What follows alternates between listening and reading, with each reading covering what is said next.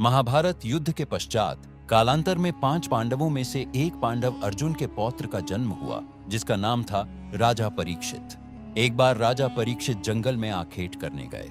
उसी दौरान उन्होंने जंगल में कलयुग को देखा। परीक्षित ने कलयुग को तुरंत भूलोक छोड़ जाने का आदेश दिया, जिस पर कलयुग राजा के पैरों में गिर पड़ा और दया की भीख मांगने लगा। राजधर्म कहता है कि चरण में आए को शरण देना ही क्षत्रिय का परम कर्तव्य है। जिसके बाद राजा परीक्षित ने कलयुग को 5 स्थान निवास करने के लिए दिए और कहा, जहां मदिरा पान, वेश्यावृत्ति, जुआ, हिंसा और पाप द्वारा अर्जित स्वर्ण होगा, वहां तुम्हारा निवास होगा।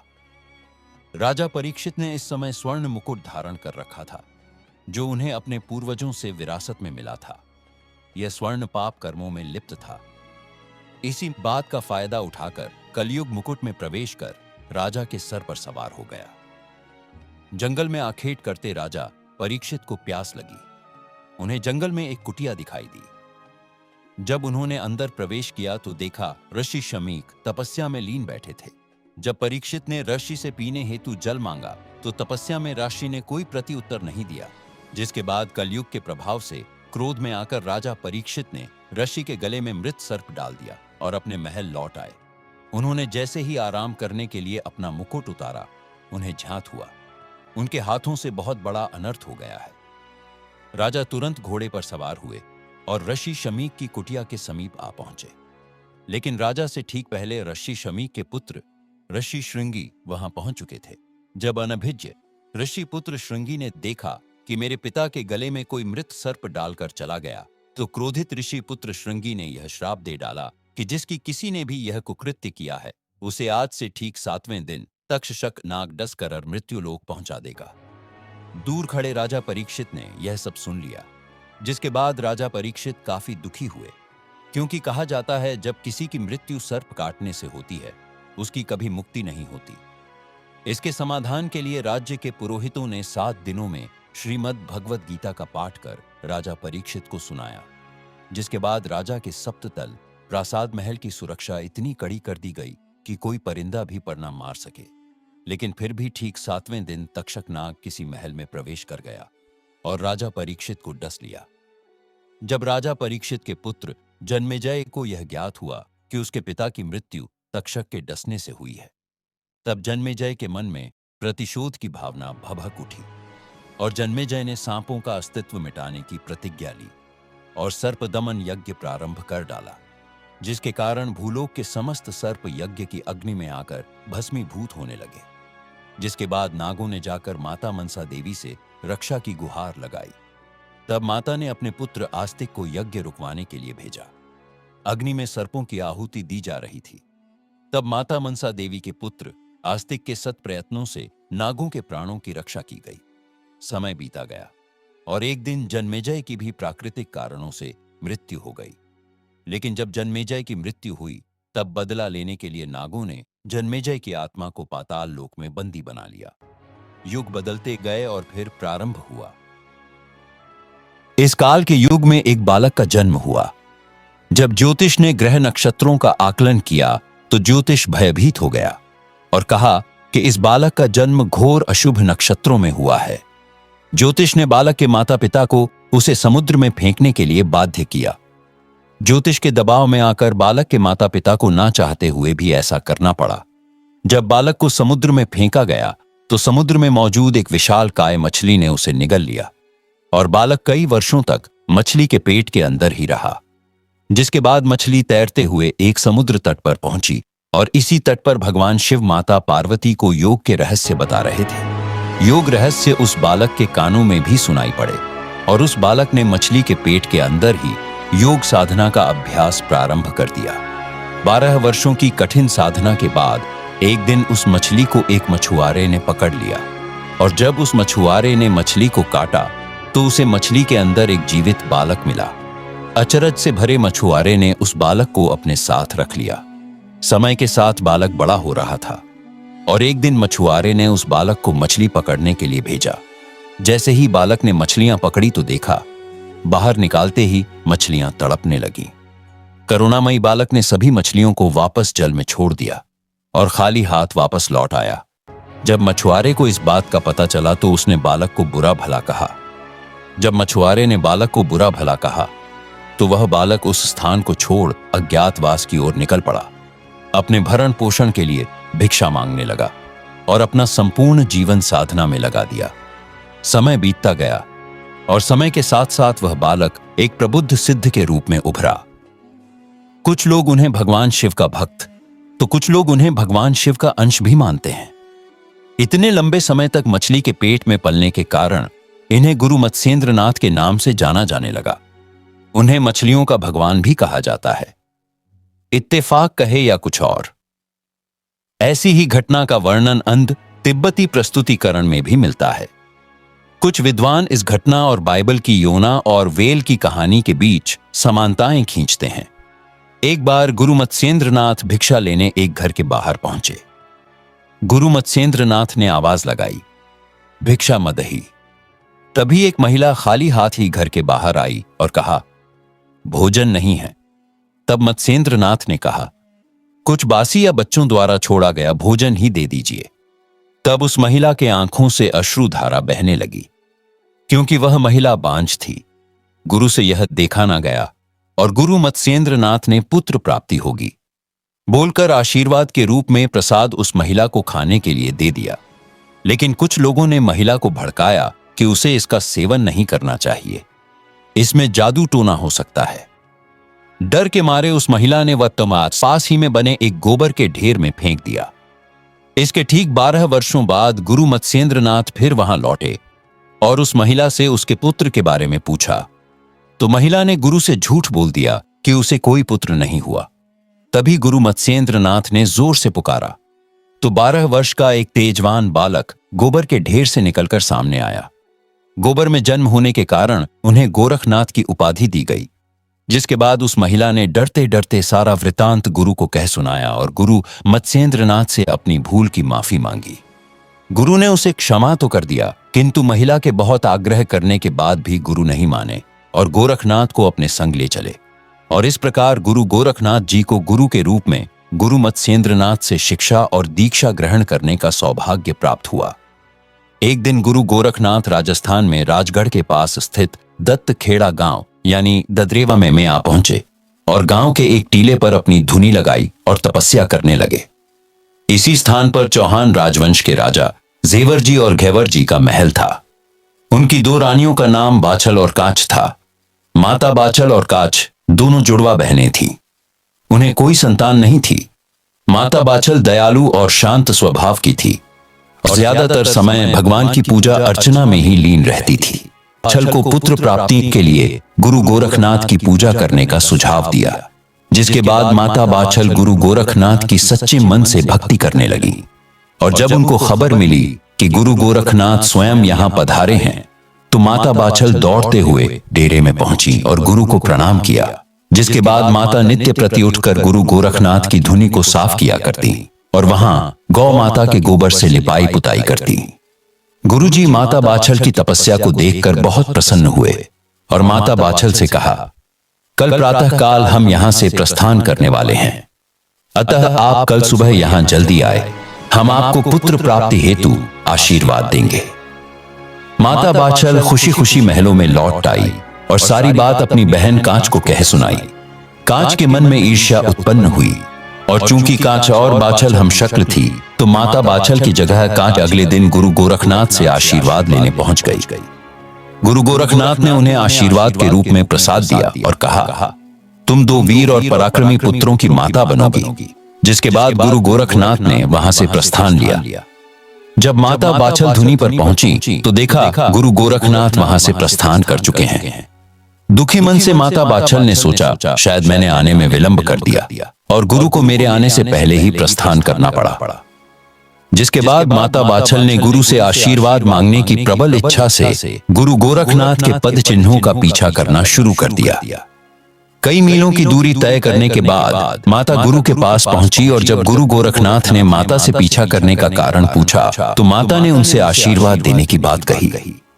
गुरु गोरखनाथ को समझ आ चुका था कि कांच ने बाछल के साथ छल किया है। इस पर उन्हें अत्यधिक क्रोध आया माता बाछल के साथ हुए अन्याय को देखकर गुरु गोरखनाथ के मुख से यह शब्द निकले कि मैं तुम्हें एक तेजस्वी पुत्र प्राप्ति का वरदान देता हूं, और यही बालक आगे चलकर कांच के दोनों पुत्रों का वध करेगा। जिस पर माता बाछल ने गुरु से अनुरोध किया कि ऐसा ना करें। अगर उसे 2 पुत्रों का आशीर्वाद दिया है तो मुझे उससे कोई आपत्ति नहीं। लेकिन गुरु मुख से निकले शब्दों की नियति तय हो चुकी थी, जिसके बाद गुरु गोरखनाथ उनको तेजस्वी पुत्र का वरदान देने के लिए पाताल लोक में प्रवेश कर गए और वहां से नागों द्वारा बंधी बनाई गई पांडव अर्जुन के पड़पौत्र राजा जन्मेजय की आत्मा को गल में छुपाकर भूलोक पर लौट आए। नागों ने गुरु का पीछा किया और अंत में थककर नाग वापस पाताल लोक की ओर लौट गए। किंतु तक्षक नाग गुरु गोरखनाथ का पीछा करते करते भूलोक पर आ गया और गुरु के हाथ से गगल छीनकर निगलने लगा। सौभाग्य से वहां एक युवक प्रक्षालन यानी साफ सफाई का कार्य कर रहा था। जब उसने देखा कि साधु के हाथ से नाग ने कुछ वस्तु निगल ली है, तब उसने नाग पर झाड़ू के डंडे से प्रहार किया, जिसके कारण गगल तक्षक के मुख से नीचे गिर पड़ा। गुरु गोरखनाथ जी ने गगल उठाई और उस युवक को वरदान दिया कि इस गगल से उत्पन्न बालक बड़ा ही सिद्ध पुरुष होगा, जिसके भजनों का तुम लोग गायन करोगे। ऐसा कहकर गुरु गोरखनाथ जी अंतर्ध्यान हो गए। तक्षक नाग भी निराश होकर पाताल लोक लौट गया, जिसके बाद गुरु गोरखनाथ माता बाखल के सामने प्रकट हुए और उन्हें दिव्य पुत्र प्राप्ति का आशीर्वाद देते हुए वह गगल प्रसाद के रूप में दे दिया। और इस प्रकार राजा जन्मेजय को माता बाखल के गर्भ में स्थान मिला। गुरु गोरखनाथ के आशीर्वाद के अनुसार कालांतर में एक तरफ घैवर सिंह चौहान की पत्नी माता काल ने तो वहीं दूसरी ओर जेवर सिंह चौहान की पत्नी माता बादल का एक ही समय पर गर्भ धारण हुआ। जब कांच ने देखा कि बाछल के पेट में भी बच्चा है, तो उसको बाछल पर संदेह हुआ, क्योंकि कांच को लगा कि केवल मुझे ही गुरु से पुत्र प्राप्ति का आशीर्वाद प्राप्त हुआ है। और कांच ने माता बाछल पर कलंक लगाते हुए यह बात अपनी ननद छबीली को कह सुनाई, जिसके बाद क्रोध में आग बबूला हुई छबीली बाछल के महलों में आ पहुंची और माता बाछल को खरी खोटी कह सुनाई। माता बाछल ने उनको सारा वृतांत कह सुनाया, किंतु छबीली को माता बाछल की बातों पर विश्वास नहीं हुआ और छबीली अपने पिता अमरपाल सिंह चौहान के समक्ष उपस्थित हुई और बाछल को कलंकित करते हुए माता के बारे में सुनी सुनाई बातें कह डाली। जब अमरपाल सिंह चौहान को बताया गया कि माता बाछल ने उनके कुल को कलंकित किया है, तो अमरपाल सिंह चौहान पुत्र वधू माता बाछल पर अत्यधिक क्रोधित हुए और तुरंत गाड़ीवान को बुलावा भेजा और गाड़ीवान को माता बाछल को उनके मायके छोड़ आने का आदेश दिया। बाद माता बाछल गाड़ीवान के साथ मायके के लिए रवाना हुई। तपती धूप और गर्मी के चलते माता ने विश्राम करने का सोचा और गाड़ीवान को पास ही के एक पेड़ के नीचे रुकने को कहा। विश्राम करते हुए माता बाछल और गाड़ीवान की आंख लग गई और इसी बीच मौके की तलाश में बैठा तक्षक नाग वहां आ पहुंचा और गाड़ीवान को डस लिया और अब माता बाछल को डसने के लिए आगे बढ़ने लगा। गुरु गोरखनाथ के आशीर्वाद के कारण अपार शक्तियों से परिपूर्ण वीर गोगाजी के रूप में माता की कोख से बाहर प्रकट हुए और अपने एक ही हाथ से तक्षक का गला धर दबोचा और तक्षक नाग तड़पने लगा और उनसे दया की भीख मांगने लगा। तब जन्मेजय यानी गोगाजी ने उसे तुरंत गाड़ीवान के शरीर से जहर सोखकर उसे पुनः जीवित करने का आदेश दिया। तक्षक नाग ने आज्ञा अनुसार ऐसा ही किया और भगवान से क्षमा मांग पाताल लोक लौट गया। गाड़ीवान उठा और माता को लेकर सिरसा के लिए रवानगी ली। बाछल अपने पिता के महलों में पहुंची और जब पिता को माता बाछल के मायके आने का कारण पता चला, तो पिता ने सच और झूठ का पता लगाने के लिए माता बाछल की परीक्षा लेने का ऐलान कर दिया और कहा, कच्चे सूत से बने धागों की चारपाई को कुएं पर रखा जाएगा और तुम्हें उस पर सोना होगा। और कहा, अगर तुम्हारे अंदर सत है तो के कच्चे धागे तुम्हारा वजन सहन कर लेंगे। जिसके बाद माता ने गुरु गोरखनाथ को याद किया और परीक्षा देने के लिए तैयार हो गई। माता बाछल जैसे ही चारपाई पर बैठी यह देख सभी हैरान रह गए कि कच्चे सूत का एक धागा तक नहीं टूटा और माता बाछल गुरु गोरखनाथ को याद कर कच्चे सूत से बने धागों की चारपाई पर लेट गई। यह प्रमाणित हो चुका था कि सतवंती माता बाछल पवित्र है जिसके बाद माता बाछल के पिता पाल सिंह ने अपने समधी अमरपाल सिंह चौहान को माता बाछल के सतवंती होने का प्रमाण पत्र में लिख भेजा और तुरंत जेवर सिंह को भेजकर माता बाछल को वापस ले जाने का सुझाव दिया। तो वहीं दूसरी ओर माता बाछल जब गहरी निद्रा में सो रही थी तो माता को अपने गर्भ से गोगा जी की आवाज सुनाई पड़ी। गोगा जी ने माता से कहा, अगर मेरा जन्म ननिहाल में हुआ तो कालांतर में मेरा उपहास किया जाएगा, अतः मुझे पितृभूमि पर जन्म लेना है। जिस पर माता ने गोगा जी से कहा कि यह कैसे संभव होगा, तुम्हारे पिता हमें लेने यहां नहीं आएंगे। तब गोगा जी ने माता से कहा कि मैं पिताजी से बात करता हूं। माता बाछल के वियोग में जंगल में विश्राम कर रहे जेवर सिंह की आंख लग गई। तभी उनके स्वप्न में गोगा जी आए और कहा, पिताश्री, आप तुरंत मेरी माता को रेहट से ददरे वाले आइए, मेरा जन्म यहां होना निश्चित है। तभी अचानक जेवर सिंह की नींद टूटी और देखा सामने राज्य के कुछ सैनिक अमरपाल सिंह का संदेश लेकर आए हैं। संदेश सुनते ही जेवर सिंह तुरंत रेहड़ा छल को लेकर ददरेवा लौट आए। माता बाछल के लौटते ही ददरेवा की सूखी जमीन हरी भरी हो गई और चारों ओर खुशियों का माहौल छा गया।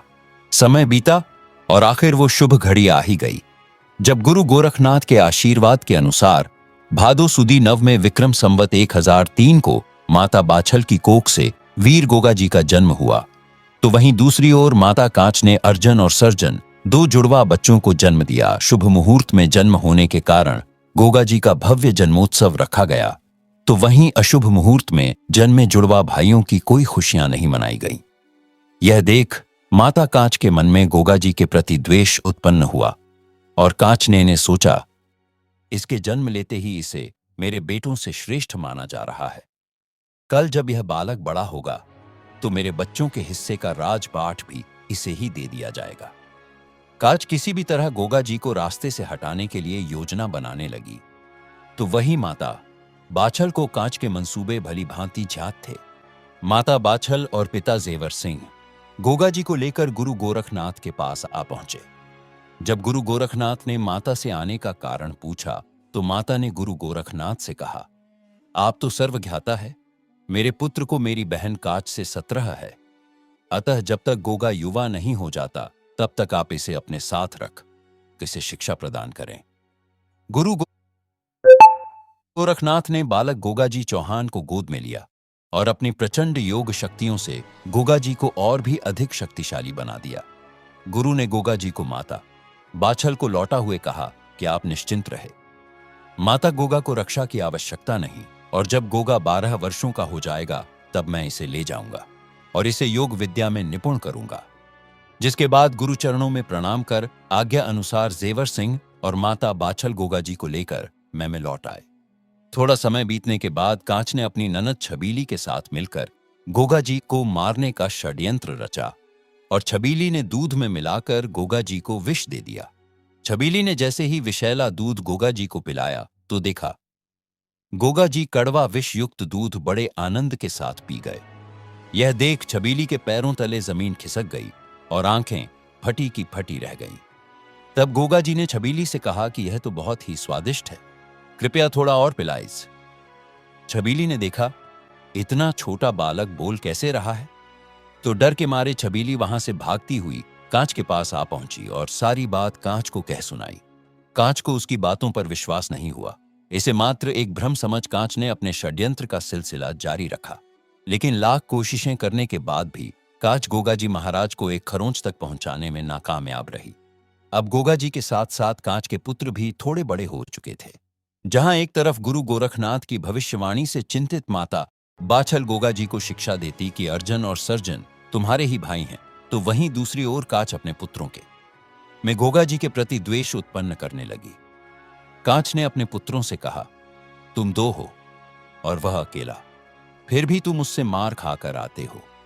अगर वशान्मो तीर समृद्धि जीवित रहा तो तुम्हें कभी ददरेवा की राजगद्दी देना तो दूर, उसके आसपास फटकने तक नहीं देगा। अतः तुम्हें गोगा को बल से नहीं अपितु छल से मारना होगा। जिसके बाद अर्जन और सर्जन ने योजना बनाई और गोगा जी को खेलने के बहाने अपने साथ ले गए और ददरेवा में बने एक गहरे तालाब के पास ले जाकर गोगा जी को पीछे से धक्का दे दिया। गोगा जी तालाब की गहराइयों में आ पहुंचे और इसी तालाब के तल पर नागराज तक्षक तपस्या में लीन बैठा था। यह देख गोगा जी के मन में प्रश्न उत्पन्न हुआ और उन्होंने तक्षक की तपस्या भंग करते हुए उससे पूछ ही लिया कि आप यहाँ क्या कर रहे हैं। तपस्या में आए विघ्न के कारण तक्षक को गोगा जी पर अत्यधिक क्रोध आया और तक्षक नाग गोगा जी को क्षति पहुंचाने की मनसा से आगे बढ़ने लगा। तभी गुरु गोरखनाथ वहां प्रकट हुए और तक्षक को रोका। तक्षक ने गुरु गोरखनाथ से पूछा कि कौन है यह मायावी बालक जिसने मेरी तपस्या में विघ्न उत्पन्न किया और आप इसकी रक्षा करने क्यों आए हैं। तब गुरु गोरखनाथ ने कहा, शायद तुमने इसे पहचाना नहीं। मैं यहां इसकी रक्षा करने नहीं अपितु तुम्हारे प्राणों की रक्षा हेतु आया हूं। यह वही बालक है जिसे तुम गर्भ में ही खत्म कर देना चाहते थे। तक्षक को गोगा जी की असीमित शक्तियों का भलीभांति आभास था।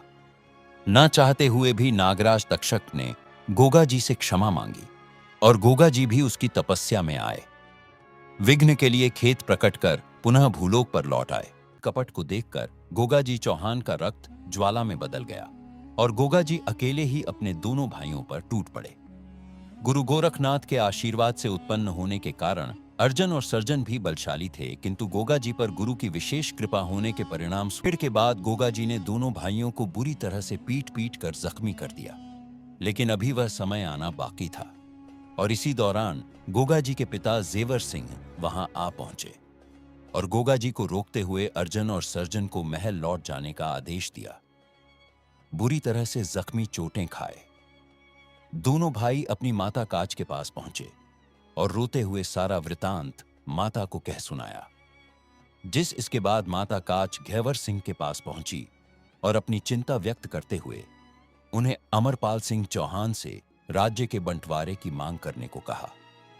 जिसके बाद ना चाहते हुए भी घेवर सिंह मजबूरन पिता अमरपाल सिंह के समक्ष उपस्थित हुए और अमरपाल सिंह से आधा राज्य उनके पुत्रों को देने की मांग की। चौहान राजवंश में आज से पहले कभी इस प्रकार का बंटवारा नहीं हुआ था, किंतु भविष्य में होने वाली आशंकाओं को देखकर अमरपाल सिंह चौहान बंटवारे के लिए मान गए। लेकिन इसके बदले उन्होंने एक शर्त रखी कि बंटवारा केवल राज्य के शासन का होगा, किंतु रकी न सभी को ददरेवा के महलों में ही पड़ेगा। जिसके बाद घेवर सिंह को बंटवारे में सांभर का क्षेत्र सौंप दिया गया और अब गोगा जी का महल से बाहर जाना लगभग प्रतिबंधित कर दिया गया। गोगा जी अपना अधिकतर समय अस्तबल में अपने नीले से बातें करने में गुजार देते। आपको बता दें कि नीला कौन था। जब गुरु गोरखनाथ ने माता बाछल को पुत्र प्राप्ति के लिए गगल दिया तो दयालु माता बाछल ने उसका कुछ हिस्सा अपनी घोड़ी को खिला दिया, क्योंकि वह घोड़ी भी निसंतान थी। गगल के अंश से उत्पन्न होने के कारण गोगा जी का नीला घोड़ा भी असीम शक्तियों से परिपूर्ण था। इसका अंदाजा आप इस बात से लगा सकते हैं कि बाल्यावस्था में गोगा जी खेल खेल में नीले पर सवार होकर स्वर्गलोक के इंद्रासन पर जा बैठे थे और गोगा जी से अनजान देवराज इंद्र ने उन पर कई अस्त्र शस्त्रों से प्रहार किया, किंतु गोगा जी का एक बाल भी बांका नहीं हुआ। तभी गुरु गोरखनाथ वहां प्रकट हुए और दोनों को रोकते हुए एक दूसरे से परिचित करवाया। जिसके बाद गुरु की आज्ञा का पालन करते हुए गोगा जी पुनः महलों में लौट आए। इसी दौरान गोगा जी अब 12 वर्षों के हो चुके थे और गुरु गोरखनाथ माता छल और जेवर सिंह को दिए वचन अनुसार गोगा जी को योग सिद्धियों में परिपूर्ण करने के लिए अपने साथ ले गए। कई वर्षों की कठिन साधना के बाद गुरु से शिक्षा प्राप्त कर गोगा जी पुनः ददरेवा के महलों में लौट आए।